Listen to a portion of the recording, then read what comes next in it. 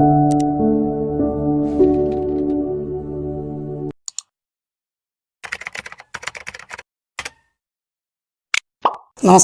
PK മീഡിയയുടെ stories ചാനലിൽ ഒരു പുതിയ വീഡിയോയിലേക്ക് ഏവർക്കും ഹൃദ്യമായ സ്വാഗതം. താന്നി അഥവാ താണിമരവുമായി ബന്ധപ്പെട്ട ചില ഐതിഹ്യ കഥകളാണ് ഈ വീഡിയോയിലൂടെ അവതരിപ്പിക്കുന്നത്. പാണ്ഡവന്മാരുടെ വനവാസകാലത്ത് ദ്വൈതാടവിയിൽ വെച്ച് ബൃഹദശ്വ മഹർഷി ധർമ്മപുത്രരുടെ മനസമാധാനത്തിന് വേണ്ടി നള ദമയന്തിമാരുടെ കഥ പറയുന്നുണ്ട്. കശ്യപ മഹർഷിയുടെ പുത്രനായ കാർക്കോടകൻ്റെ ഉപദേശപ്രകാരം നളൻ അയോധ്യാധിപതിയായ ഋതുവർണ രാജാവിൻ്റെ തേരാളിയായി. അദ്ദേഹം ബാഹുവൻ എന്ന പേരിലായിരുന്നു അവിടെ കഴിഞ്ഞിരുന്നത്. ദമയന്തിയുടെ രണ്ടാം സ്വയംവരത്തിൽ പങ്കെടുക്കാൻ ഋതുവർണൻ വിദർഭ രാജ്യത്തിലേക്ക് നളനൊപ്പം പോയി. വഴിയിൽ വെച്ച് യാദൃച്ഛികമായി ഋതുവർണൻ്റെ ഉത്തരീയം തേരിൽ നിന്ന് നിലത്ത് വീണു. തേര് നിർത്താൻ ഋതുവർണൻ നളനോട് പറയുമ്പോഴേക്കും 1 യോജന ദൂരം രഥം പിന്നിട്ട് കഴിഞ്ഞിരുന്നു. അശ്വഹൃദയ മന്ത്രം അറിയാമായിരുന്ന നളൻ അതിവേഗതയിലാണ് രഥം ഓടിച്ചിരുന്നത്. ആ സമയത്ത് കാട്ടിൽ കായ്കൾ നിറഞ്ഞ ഒരു താന്നി വൃക്ഷം അവർ കണ്ടു. ആ താന്നിയിൽ 5 കോടി ഇലകളും 2095 കായ്കളുമുണ്ടെന്ന് ഋതുവർണൻ ഒറ്റനോട്ടത്തിൽ പറഞ്ഞു. താന്നി മരത്തിൻ്റെ ഇലകളും കായ്കളും ഒറ്റനോട്ടത്തിൽ എണ്ണിത്തിട്ടപ്പെടുത്തിയത് അക്ഷഹൃദയ മന്ത്രത്തിൻ്റെ ശക്തി കൊണ്ടാണെന്ന് രാജാവ് മറുപടി പറഞ്ഞു.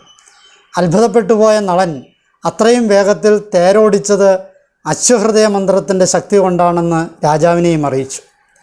രണ്ടുപേരും പരസ്പരം ആ മന്ത്രങ്ങൾ കൈമാറി പഠിച്ചു. ഈ മന്ത്രവിദ്യ പഠിച്ചതുകൊണ്ടാണ് നളന് രണ്ടാമത് ചൂതുകളിയിൽ ജയിച്ച് നിഷിദ്ധ രാജ്യം തിരിച്ചെടുക്കാൻ കഴിഞ്ഞത്. അക്ഷഹൃദയ ദിവ്യമന്ത്രം വശമായതോടെ നളനെ ബാധിച്ചിരുന്ന കലി പുറത്തു വന്ന കലിയെ ബാഹുവൻ അഥവാ നളൻ രോക്ഷത്തോടെ നശിപ്പിക്കാൻ തുനിഞ്ഞെങ്കിലും അധർമ്മം തൻ്റെ വ്രതമാണെന്നും ആ ബലം ക്ഷയിച്ച് അങ്ങയുടെ മുന്നിൽ വണങ്ങുന്ന തന്നോട് ക്ഷമിക്കണമേ എന്നുള്ള അപേക്ഷയാൽ കലിയെ നശിപ്പിക്കാതെ സത്യം ചെയ്യിച്ചു വിടുകയാണ്.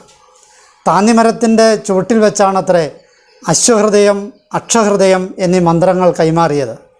നളൻ്റെ കലിബാധ മാറിയതും അവിടെ വെച്ചാണ്. അതിനാൽ താന്നിക്ക് കലിദ്രുമം എന്ന പേര് കിട്ടി എന്നാണ് കഥ. കലിദ്രുമം എന്ന പേര് കിട്ടിയ കഥയാണ് ഇപ്പോൾ പറഞ്ഞത്. ഇനി പറയാൻ പോകുന്നത് ചേറുമരത്തിൻ്റെ അലർജി മാറ്റുന്ന കഥയാണ്. താന്നിമരത്തിൻ കലിയുടെ ആവാസമുള്ളതായി സങ്കല്പമുണ്ട്. മുൻകാലത്ത് കർഷകർ ചേറുമരത്തിൻ്റെ പൊള്ളലും തടിപ്പുമൊക്കെ ഉണ്ടായാൽ അത് മാറാൻ വേണ്ടി താന്നിമരത്തിന് ചുറ്റും 7 പ്രാവശ്യം താന്നി അമ്മാവ രക്ഷിക്കണേ എന്ന് പറഞ്ഞ് പ്രദക്ഷിണം വയ്ക്കുന്ന ഒരു ശീലമുണ്ടായിരുന്നു. ചേരുമരം ദേഹത്ത് തടിപ്പും ചൊറിച്ചിലും ഉണ്ടാക്കിയാൽ താന്നിമരത്തിന് പ്രദക്ഷിണം വെച്ചാൽ മതിയെന്നാണ് വിശ്വാസം. വാസ്തുവിദ്യയിലെ കഥ നോക്കാം. വാസ്തുശാസ്ത്രപ്രകാരം ചില വൃക്ഷങ്ങൾ വീടിനടുത്തുണ്ടാകുന്നത് ദോഷകരമാണ്. കരിങ്ങാലി, മുരുക്ക്, എരുക്ക്, കാഞ്ഞിരം, താന്നി എന്നീ വൃക്ഷങ്ങൾ ഗ്രഹപരിസരത്ത് നിൽക്കുന്നത് അശുഭമാണെന്നാണ് പൊതുവെയുള്ള ധാരണ. അങ്ങനെ ഉണ്ടെങ്കിൽ മുറിച്ചു മാറ്റുന്നതിന് പകരം അതിന് സമീപം തന്നെ ശുഭവൃക്ഷങ്ങൾ നട്ടുപിടിപ്പിക്കുന്നത് ദോഷഫലങ്ങൾ ഇല്ലാതാക്കുമെന്നാണ് ആചാര്യന്മാർ പറഞ്ഞുകൊണ്ടിരിക്കുക. താനൂർ എന്ന സ്ഥലനാമമുണ്ടായ കഥ പറയാം. കേരള സംസ്ഥാനത്ത് മലപ്പുറം ജില്ലയിലെ തീരദേശ പട്ടണമായ താനൂർ പണ്ട് താന്നി മരങ്ങളാൽ നിറഞ്ഞിരുന്നു. അതിനാൽ ആ പ്രദേശത്തെ താന്നിയൂർ എന്നായിരുന്നു ആദ്യകാലങ്ങളിൽ വിളിച്ചിരുന്നത്. പിൽക്കാലത്ത് താന്നിയൂർ എന്ന വിളി ലോപിച്ച് താനൂറായി എന്നാണ് പറയപ്പെടുന്നത്. നന്ദിക്കര താന്നിയാൽ ഭഗവതി ക്ഷേത്രത്തിൻ്റെ കഥ നോക്കാം. തൃശ്ശൂർ ജില്ലയിലെ പറപ്പുക്കര ഗ്രാമപഞ്ചായത്തിൽ തൃശ്ശൂർ ചാലക്കുടി നാഷണൽ ഹൈവേയിൽ നന്ദിക്കര സ്കൂൾ സ്റ്റോപ്പിന് പടിഞ്ഞാറ് ഭാഗത്തുള്ള ക്ഷേത്രമാണ് നന്ദിക്കര താന്നിയിൽ ഭഗവതി ക്ഷേത്രം. ഈ ക്ഷേത്രത്തിൻ്റെ ചരിത്രം താന്നിമരവുമായി ബന്ധപ്പെട്ടിരിക്കുന്നുവെന്ന് പറയപ്പെടുന്നുണ്ട്. താണിക്കുടം ഭഗവതി ക്ഷേത്രത്തിൻ്റെ കഥകൾ നോക്കാം.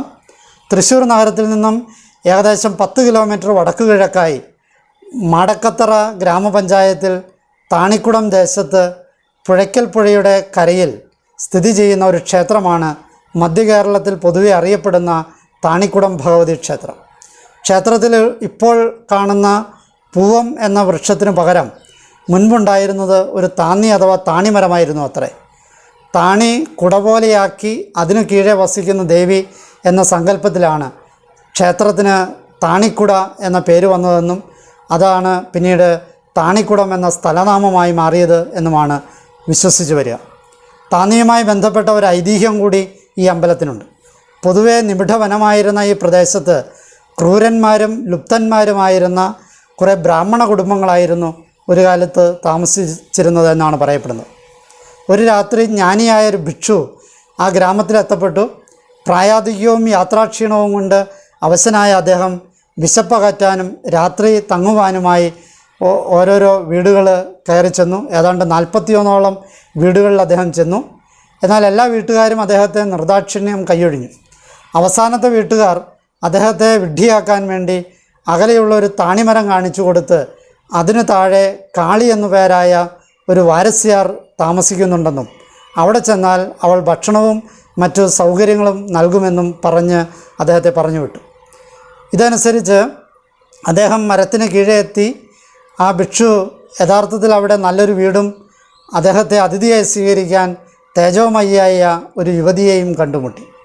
സത്യത്തിൽ അങ്ങനെ ഒരു കാര്യം അവിടെ ഉണ്ടായിരുന്നില്ല. ഇദ്ദേഹം പക്ഷേ അവിടെ ചെന്നപ്പോൾ അത് കണ്ടു. അവർ അദ്ദേഹത്തിന് വേണ്ട ഭക്ഷണവും താമസിക്കാനുള്ള സൗകര്യങ്ങളും ഒക്കെ ചെയ്തു കൊടുത്തു. രാത്രി എന്തെങ്കിലും വാദ്യഘോഷങ്ങളോ നിലവിളികളോ മറ്റ് അസാധാരണ ശബ്ദങ്ങളോ കേട്ടാലും ഗവനിക്കരുതെന്നും സ്വന്തം കിടക്ക വിട്ട് പുറത്തേക്ക് വരരുതെന്നും കാളി വാരസ്യാർ അദ്ദേഹത്തോട് പറഞ്ഞു അത്രേ. അത്രയും പറഞ്ഞ് ആ കാളി വാരസ്യാർ അവിടെ നിന്ന് പോയി എന്നാണ് പറയപ്പെടുക. പിറ്റേന്ന് രാവിലെ ഉണർന്നെഴുന്നേറ്റ ഭിക്ഷു കാളിയെയോ മറ്റാരെയോ ആ പരിസരത്തൊന്നും കണ്ടില്ല. സമീപത്തുണ്ടായിരുന്ന ബ്രാഹ്മണ ഗ്രഹങ്ങളെല്ലാം അഗ്നിക്കിരയായി മുച്ചൂടും മുടിച്ചിരുന്നു. തനിക്ക് പ്രത്യക്ഷപ്പെട്ടത് ലോകമാതാവായ സാക്ഷാൽ ദുർഗാ ഭഗവതിയാണെന്ന് ബോധ്യമായ ആ ഭിക്ഷു മുൻകൈയെടുത്ത് ഉടനെ തന്നെ ആ സ്ഥാനത്ത് പരാശക്തിക്കായി ഒരു ക്ഷേത്രം കഴിപ്പിച്ചു എന്നാണ് തലമുറകളായി കൈമാറുന്ന ഐതിഹ്യം. താന്നിമരവുമായി ബന്ധപ്പെട്ട ഇങ്ങനെ ഒട്ടേറെ കഥകളുണ്ട്. എൻ്റെ അറിവിൽപ്പെട്ട കഥകളാണ് നിങ്ങളുടെ മുമ്പിൽ അവതരിപ്പിച്ചത്. ഈ കഥകൾ നിങ്ങൾക്ക് ഇഷ്ടപ്പെട്ടു എന്ന് വിചാരിക്കുന്നു. എന്നെ ശ്രവിച്ച നിങ്ങൾക്ക് നന്ദി. നല്ല നമസ്കാരം.